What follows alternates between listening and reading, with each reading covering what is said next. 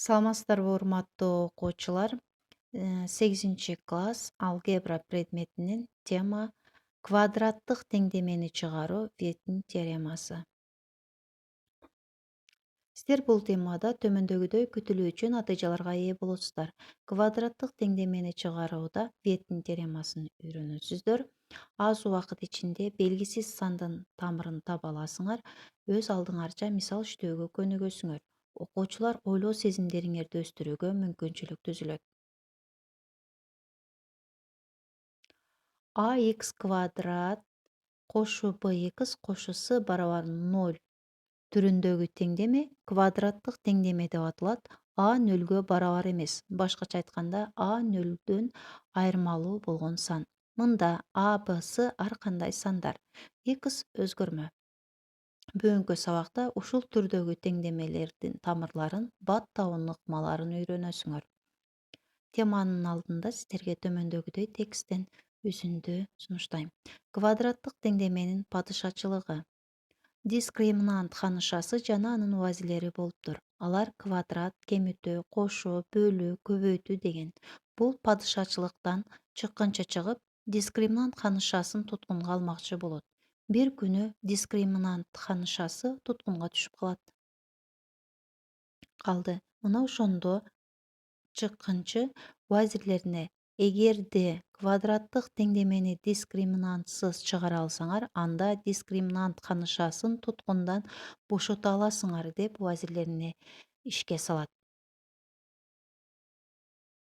Ошондо убазирлери ханышаны куткаруу үчүн квадраттык теңдемелерди дискриминантсыз чыгарууга аракет кылышат. Мына ошентип квадраттык теңдемени дискриминантсыз чыгаруунун бир нече ыкмаларын чыгара башташат. Ошол ыкмалардын бири Веттин теоремасы. Окуучулар, сиздерге суроо. Дискриминант ханышасы эмне үчүн туткунга түшүп калды? Сиздер бул тексттен эмне деген ойго келдиңер? Суроолордун жоопторун комментарийге калтырсаңыздар болот. Анда балдар, биз дагы квадраттык теңдемени дискриминантсыз чыгарып көрөлү. Веттин теоремасы деген кандай, аны кантип колдонобуз, ханышаны чыгарууга кандай жардам берди экенин көрөлү. Ax квадрат кошу bx кошу с барабар 0 түрүндөгү теңдеме толук квадраттык теңдеме. Мында А нөлдөн айырмалуу. Ал эми үчүнчү мүчө, бош мүчө нөлгө барабар болсо, башкача айтканда с барабар 0 болсо, ax квадрат кошу bx барабар 0 түрүндөгү теңдемеге келет. Ал эми экинчи мүчөбүздүн коэффициенти b барабар 0 болсо, ax квадрат кошу с барабар 0 түрүндөгү теңдемеге келебиз. Бул теңдемелер толук эмес квадраттык теңдемелер. Мындай теңдемелерди биз баштакы сабакта чыгарганды үйрөнгөнбүз. Эгерде А барабар 1 болсо, анда x квадрат кошу bx кошу с барабар 0 түрүндөгү келтирилген квадраттык теңдемеге келет. Мындай теңдемени төмөндөгүдөй жазып алсак болот. Башкача айтканда, толук квадраттык теңдемеден келтирилген квадраттык теңдеме айырмаланып туруш үчүн b экинчи мүчөнүн коэффициентин p-га, бош мүчө с-ны q-га алмаштырып алсак болот. Төмөндөгүдөй кылып жазалы. X квадрат кошу bx кошу q барабар 0 түрүндө.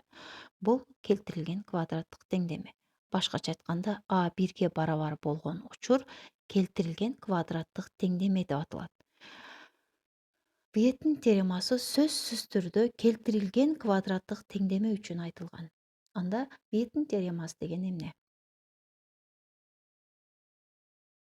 Веттин теоремасы эгерде x квадрат кошу bx кошу q барабар 0 теңдеменин тамырлары x1, x2 болсо, анда ал тамырларынын суммасы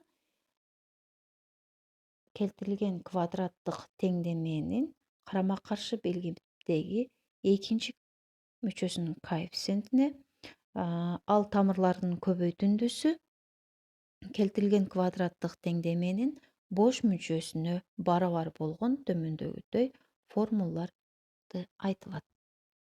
Башкача айтканда, келтирилген квадраттык теңдеменин тамырларынын суммасы карама-каршы белги менен алынган экинчи коэффициентке, ал эми тамырларынын көбөйтүндүсү бош мүчөгө барабар. Бул Веттин теоремасы. Биринчи мисал. Веттин келтирилген квадраттык теңдеме түрүндөгү мисал алалы. X квадрат кошу 9x минус 36 барабар 0. Бул келтирилген квадраттык теңдеме. Башкача айтканда, биринчи коэффициентибиз a 1ге барабар. Анда Веттин теоремасын колдоно турган болсок, бул теңдеменин тамырларынын көбөйтүндүсү минус 36 болуш керек экен. Анда минус 12 менен 3-тү көбөйтсөк, минус 36 келип чыгат.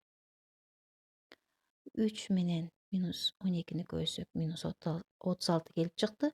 Эми ушул эле тамырларынын суммасы карама-каршы белги менен экинчи мүчөнүн коэффициентине барабар болуш керек. Анда экөөнүн суммасы 3 менен минус 2-нин суммасы минус 9. П'нын астындагы карама-каршы белгини алып өтсөк, оң сандагы 9. Анда берилген келтирилген квадраттык теңдеменин экинчи мүчөнүн коэффициенти дагы келип чыкты. Анда биздин бул теңдемебиздин тамырлары x1 барабар 3, x2 барабар минус 12 экен. Эми силерге ушу тамырларынын карама-каршылары дагы көбөйтүндүсү дагы 36 болот. Айырмалары дагы 9 болот дешиңер мүмкүн. Анда текшерип көрөлү. 12 менен минус 3-түн көбөйтүндүсү минус 36, бирок экөөнүн суммасы 9 чыгат. П'нын астындагы минус менен карама-каршы белги менен минус 9 болот. Дагы бизге берилген квадраттык теңдеменин экинчи мүчөсүнүн коэффициентин бербей калат.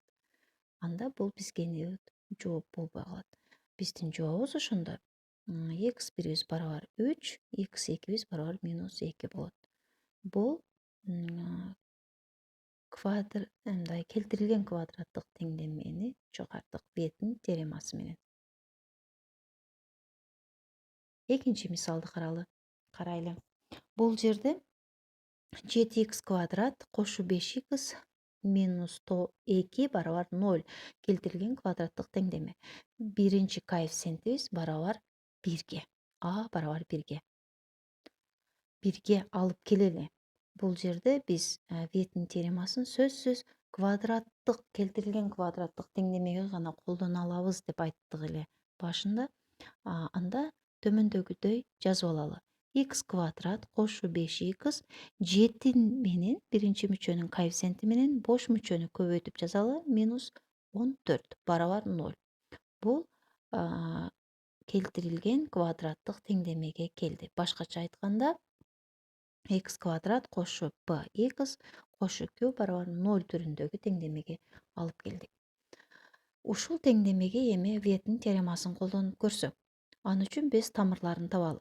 Тамырларын оңой табуунун бирден бир жолу 14 санынын бөлүнүүчүлөрүн аныктайлы.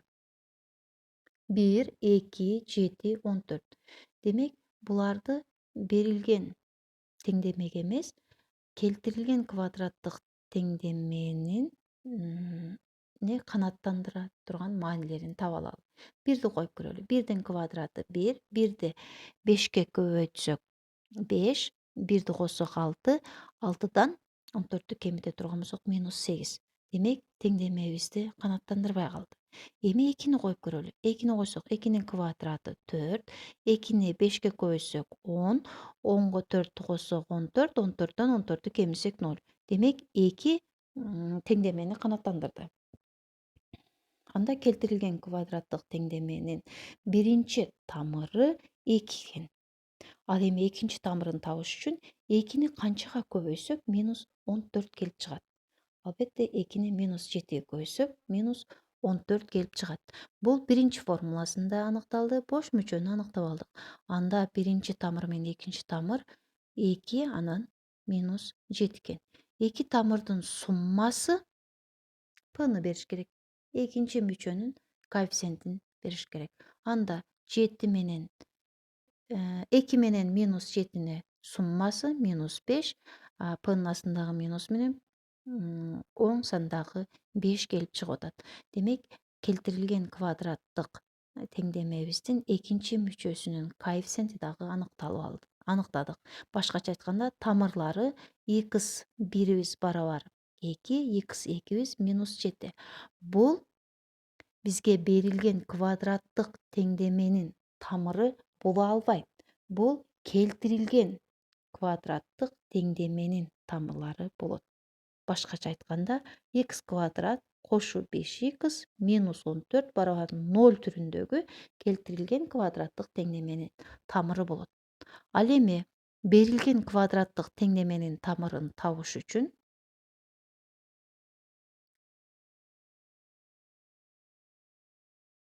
ушул тамырды берилген квадраттык тамырдын, толук квадраттык тамырдын биринчи мүчөсүнүн коэффициенти а барабар 7-ге бөлүп койсок, берилген квадраттык теңдеменин тамырлары келип чыгат. X барабар 2-ни 7-ге бөлсөк, бул биринчи тамыры болуп эсептелинет. Экинчи тамырын минус 7-ни 7-ге бөлсөк, минус 1. Бул берилген квадраттык